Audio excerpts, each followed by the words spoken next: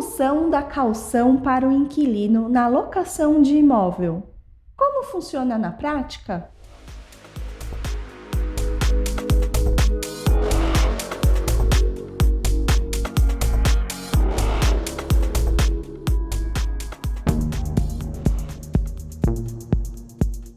Olá, eu sou Fabiana Maia, jornalista do Grupo SP Imóvel. Nosso convidado de hoje é Marcel de Toledo. Ele que já atuou como advogado no ramo imobiliário, já foi corretor, já teve a própria imobiliária, hoje é diretor de marketing digital do Grupo SP Imóvel. Marcel, seja bem-vindo em nosso bate-papo. Olá, Fabi. Ao alugar um imóvel, o inquilino, locatário, precisa passar uma segurança para o locador, proprietário. Nas locações de imóveis residenciais, é preciso apresentar uma garantia locatícia, numa possível falta de pagamento, algum dano que venha a ocorrer no imóvel. Por isso, nos contratos é exigido essa garantia locatícia. E a caução é uma dessas garantias, prevista na Lei do Inquilinato 8.245. Ou seja, ao ingressar no imóvel, o inquilino deverá depositar 3 meses, depositar em uma caderneta de poupança 3 meses do aluguel, ou seja, 3 vezes o valor do aluguel.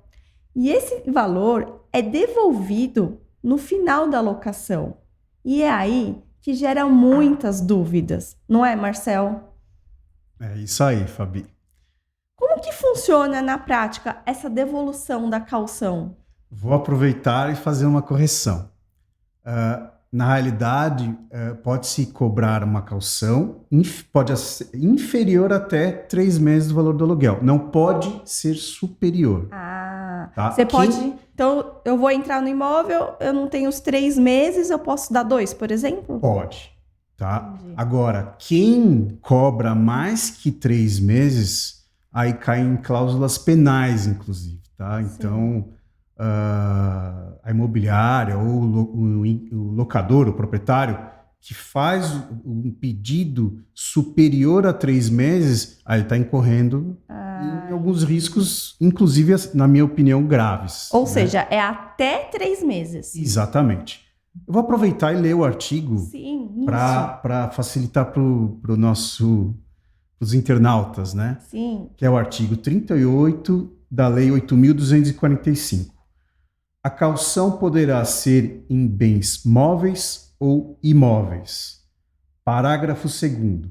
A caução em dinheiro, que não poderá exceder o equivalente a 3 meses de aluguel, será depositada em uma caderneta de poupança autorizada pelo poder público e por ela regulamentada, revertendo em benefício do locatário todas as vantagens dela decorrentes por ocasião do levantamento da soma respectiva.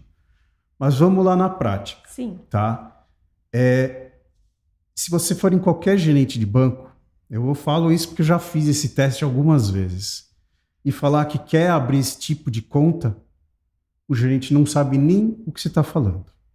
Tá? Então, na prática, como funciona na realidade, essa caução fica em posse do locador, ou seja, do proprietário, ou, que é uma coisa que eu não concordo muito, com algumas administradoras. Tá? Então, algumas administradoras também ficam em posse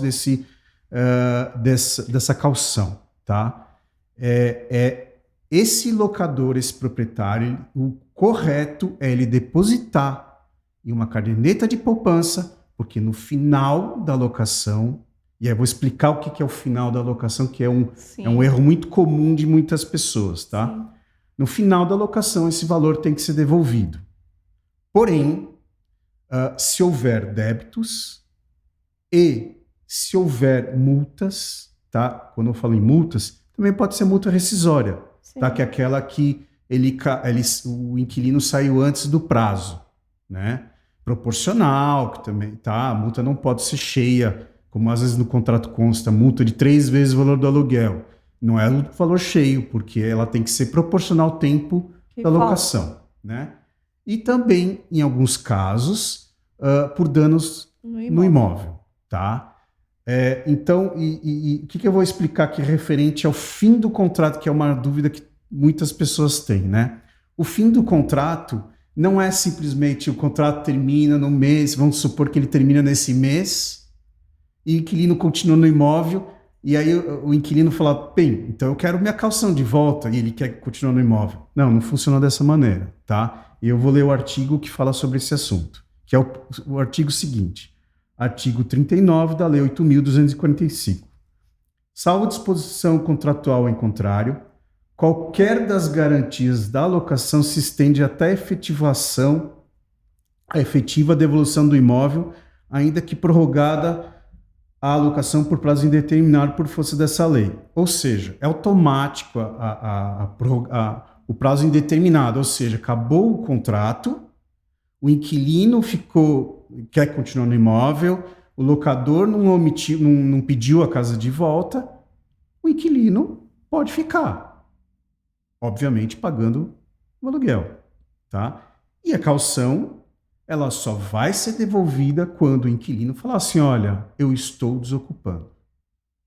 Né? Aí sim, que é uma dúvida que muitos inquilinos nos comentários do YouTube surge, né, no nosso canal. Agora, se por acaso o locador, ou seja, o proprietário, quiser renovar o contrato, ou seja, fazer um novo contrato, ele pode pedir,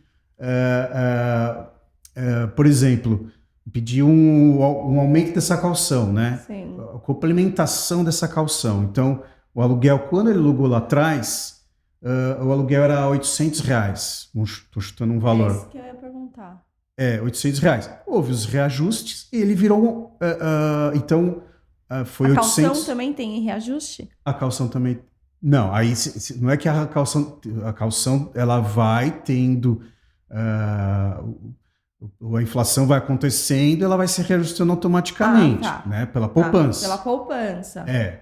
Quando chega no final, se faz esse levantamento de quanto é a caução atual, com todos os juros que aconteceram na fase, Sim. E aí você faz a complementação. Então, se o aluguel está fazendo uma renovação e o aluguel passou a ser R$1.000 e a caução de 3 vezes o valor do aluguel, então é de R$3.000. Então, se faz o cálculo... Até R$3.000, no caso, né? Se for o caso de locação de R$1.000. Né? E aí se faz o reajuste da poupança, lá faz todo o cálculo, e o complemento.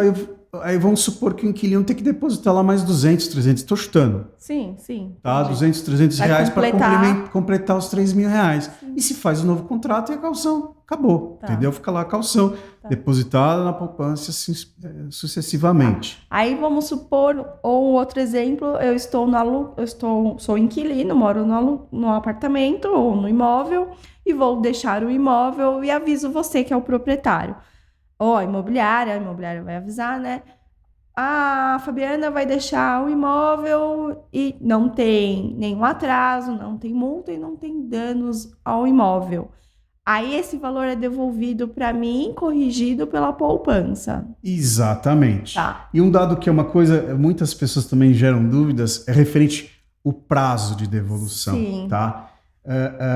O que acontece? O prazo, não existe uma legislação que fala sobre o prazo, tá? Nem na lei do inquilinato não fala sobre o tempo de devolução. Eu vou falar na prática como funciona, porque a devolução tem que ser imediata, entre aspas. A primeira coisa que se faz é o inquilino devolveu as chaves. O que a imobiliária ou o locador tem que fazer? Verificar o imóvel, né? Olhar o imóvel, ver se tem algum dano. Esse prazo, tá? Geralmente, assim, eu digo pela experiência que eu tenho, né? Geralmente é de 1 semana, que é o prazo de olhar o imóvel.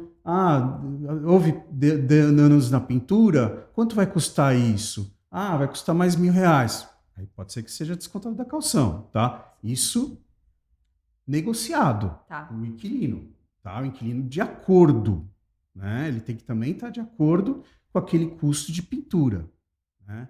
É por isso que uma imobiliária que administra muitos imóveis, que tem facilidade com os pintores e tudo mais, às vezes o custo fica mais baixo do que ele procurar um profissional que ele não conhece, que ele não sabe a qualidade da pintura desse profissional, né? E que também vai perder um tempo procurando. E às vezes a fazendo pintura assim. fica ruim. É. Aqueles vídeos que a gente já fez sobre esse assunto, Sim, tá? sim. Que dá diversos problemas. Então, geralmente ocorre a devolução uma semana, 10 dias. Então, o inquilino que às vezes fica desesperado, ele precisa me devolver essa caução, eu entrego a chave e tem que devolver imediatamente. Não, não é assim.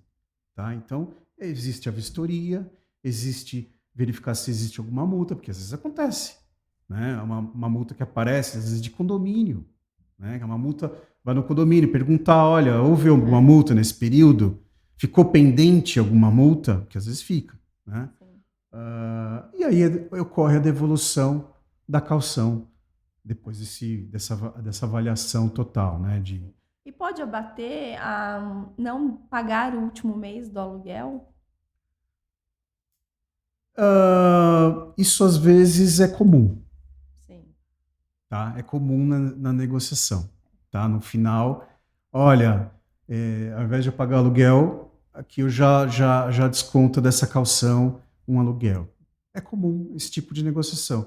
Por isso que uma administradora, é importante fazer isso. E a gente já falou diversas vezes aqui no nosso canal a importância da imobiliária, né? Administrando os imóveis. O que eu ouço muito, que eu leio muito nos comentários do YouTube, são pessoas reclamando de retenção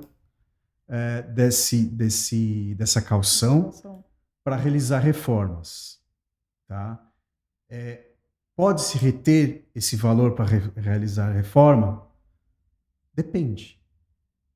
O ideal, como se fala de retenção, olha, eu vou descontar, vamos dizer que um proprietário fala, vou descontar aí toda esse caução porque você deixou a pintura ruim, e ponto.